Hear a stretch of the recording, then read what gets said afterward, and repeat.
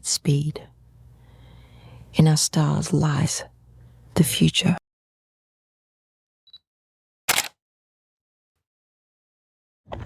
Welcome back to NiteZpeed. I'm Mike. Well, it's Wednesday night. I'm off tomorrow. It's my floating day off. And it is absolutely gorgeous out. So we're going to go shoot some stars. I like to call this episode After Work.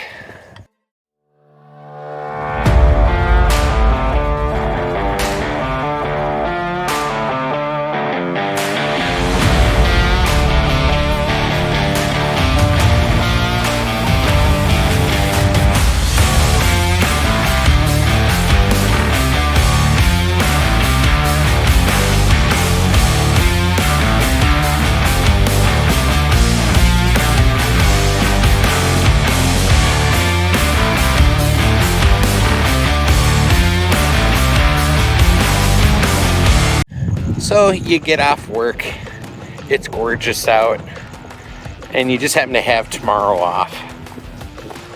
Why waste it? It is absolutely gorgeous. It's about 73 degrees right now at 11 o'clock at night here.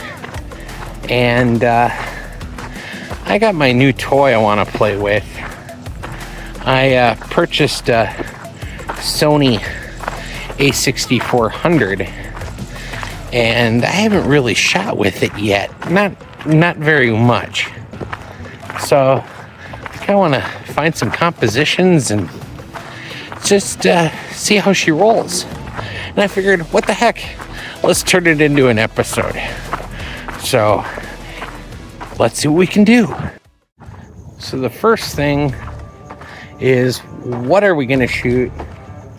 And, you know, I'm along the main drag here, as I love to say, and it's late, so there isn't a whole lot of traffic, not like there is during the day, but there's a lot of street lamps. I mean, we are in North Phoenix, so finding a composition shot is actually a little bit of a challenge.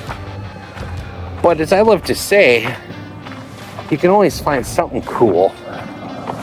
So I'm walking down about a block here to a little spot that I know of that's pretty good for some just shooting around, screwing around. So we're gonna see what that does and see how that goes. Yeah, I just worked a 10-hour day, so normally you think, 11 o'clock at night, you just work 10. You're probably tired. Well, yeah, you can be a little tired, but when it is gorgeous like this, and it really is, I mean, we got the moon and Jupiter right behind me there, bright as day, and it's clear. You can't waste a moment like this. And I'm off tomorrow, which means I can sleep in. So I guess it's double duty. Work my normal job. Now we work the job we love. So anyway, I'll check back in once we get set up. So we're all set up. And yeah. I got the Sigma lens on here, the 17-35 f2.8 on, and of course we're using a Sony a6400, which means we have a crop factor of 1.5. So that means essentially I gotta take 17 millimeters, which is what I'm shooting at the moment, and I gotta times that times 1.5, then do the 500 conversion out of that. So we're looking at roughly pretty close to 10 seconds. So yeah, that's pretty much where we're going to sit. And to kind of show you what's going on here, I'm at the base of the wash, and I live about a block that way. So what I'm going to do is I'm going to work my way back toward home, And I'm going to use the wash here as I go and just look for compositions. And hopefully, you know, we get some really nice photos out of it. But this is what I like to say is just goofing around, shooting after work. It's, you're not looking for anything spectacular, but you might get something spectacular. You don't know. So, you know, just moments like this where it's just off the cuff are really, really fun. And you got to do it once in a while. You know, I was expecting it to be kind of cloudy tonight, and it wasn't. It's absolutely clear. So we're going to take advantage of it. So let's work our way down the wash. Let's come up with some compositions here. So we got our first composition here. I got a cactus right in front of me here in the dark, as you can see. And right above it is the Big Dipper.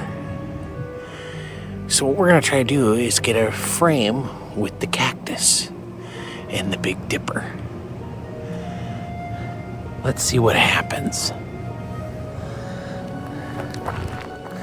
And you'll notice I have the leveling on because I want to make sure I get this shot perfect the way I want it. So, and I have it on a 10-second timer. I'm running 8 seconds at ISO 1600.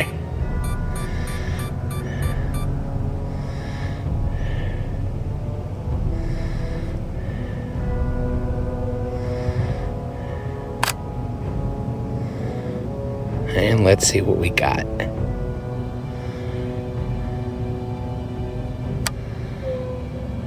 Perfect. Ain't that something? Now what we're going to do is I'm going to take 3 of these because then I have something I can do a sequator where I actually can stack them and make a more sharper image out of it.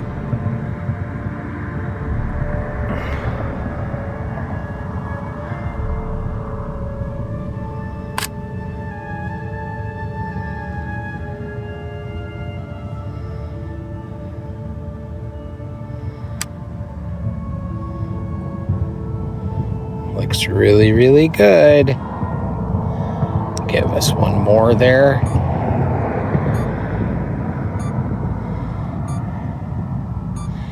And usually when I'm doing stuff like this, I just take just enough, three frames, just something, you know, to make a really nice image.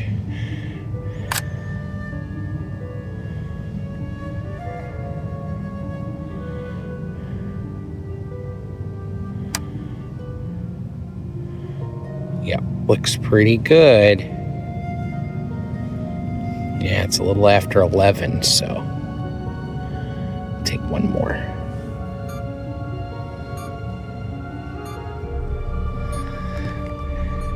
And while I am in North Phoenix, technically being in the wash here is about as dangerous as being in the desert because there is snakes, there is everything in here, so you have to be really careful. Luckily, I know the trails through here, so we should be nice and safe. Yes, look at that. All right. We're gonna go further down the trail, and here, I'll kind of show you guys what I'm talking about here. Let me get my flashlight out. And I have my red light, so you guys will love this, but if I light up, see, there's a trail here that goes through. And, yeah. This is a nice little trail system in here. So, allows you to, you know, move safely. So, all right, let's see what else we can find here. So kind of our second composition here, I kind of moved away from the lights, the street lights over there, a little deeper into the wash here, and I am literally shooting the moon and Jupiter right there. It's in Gemini, which you can see Pollux and Castor right above the moon right there. But I'm zoomed in to where I got everybody right where they need to be. And so let's see what we get here.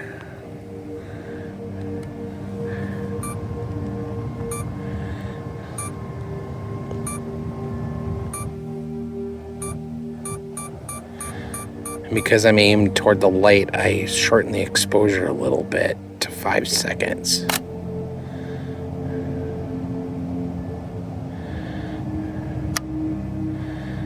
Yeah, it looks good. And as you can see, my diffraction spikes from the moon actually look really, really good, meaning I'm in focus. So we'll take one more of these. I've already took one before I started the camera here.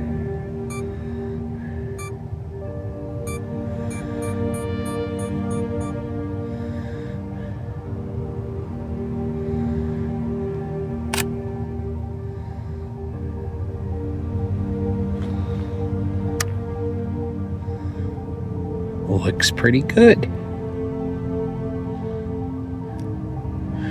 All right, we'll move down a little ways longer here. Well, everybody kind of knows this spot. This is my normal spot when I'm shooting deep sky. And it's about midway up the wash here. And I love this spot. For being right behind the house here, it's really, really nice. You can sure see the light pollution from Phoenix though down there, that big light dome. It's pretty prevalent. But another reason I like this spot is it guards you from most of the light. So nothing's in your eyes, so to speak. And I've shot some of my most favorite deep sky images from right at this spot. So there is a tree that's right here that I really like shooting with, and all these bushes right here. A lot of this is scrub and cactus and stuff, but yeah,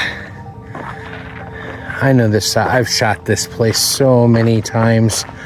One of my favorite images is, kind of light it up here with my flashlight, my red light here, but there's this tree that's right here, and I have a image of the Pleiades I did where I shot it right above it, and so that is one of my favorite images that I've ever shot, actually. And yeah, but this spot's really level and flat, so but yeah, I might work my way up the wash a little bit, or I might work and do some urban here. I don't know. See, that's the thing about when you're doing stuff like this is you get to just run around and experiment. You're, like I said, you're not really doing it more, you're doing it more for the practice. But yeah, we're just having a good time tonight. I'm not attempting to do anything, out of the ordinary or spectacular here. We're just having fun shooting pictures. And I figured it'd be kind of cool to, do this where I'm just having fun. I'm not looking for anything spectacular, but, I'm out enjoying the evening. And that's one of the things with astrophotography. You want to come out and enjoy the evening. So, well, look who we have here. Ladies and gentlemen, Roafuki is here, which means the Milky Way is right there.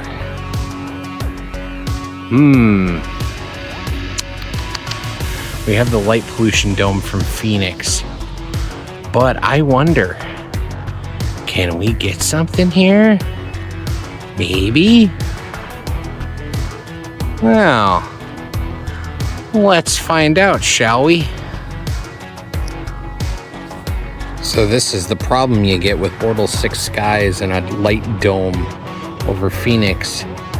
The Milky Way is pretty much, you can see Rho right there, but it's pretty much washed out by the light pollution. Oh, that sucks.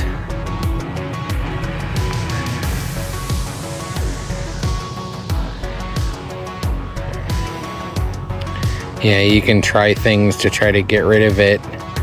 I could put a light pollution filter on it, but then I'd have to increase my exposure and then we'll get star trails, so that kind of stinks, see? But that's what happens. You get to a situation like this where, you know, you live in a major metropolitan area and, you know, the light pollution just kind of kicks your butt. Yeah, row's right there, which means the core is just below the tree there. But yeah, it's just when you do this, like I'm overexposed here. I mean, +1 stop. Now it's 6 seconds. That says it's a perfect exposure, so we'll try it. And I'm running at ISO 1600 here.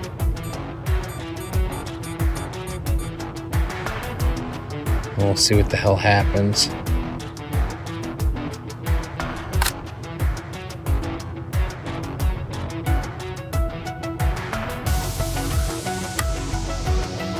Yeah, that light pollution just is a little too much. Got a plane going through there too, I see.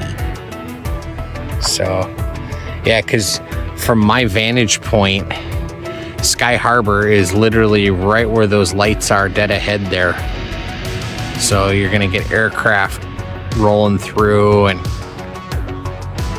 yeah, it can be a real pain, especially like if I'm shooting deep sky, depending on the traffic going through here. They'll either go out to the east, like that one's going there, or I'll catch them when they're coming in through here, through the west over the building here. But they have to stick really close to the buildings here, or from my vantage point, because Luke Air Force Base is that direction, southwest of me, and that's closed airspace. So, no, God! No, God, please, no! No! No! No!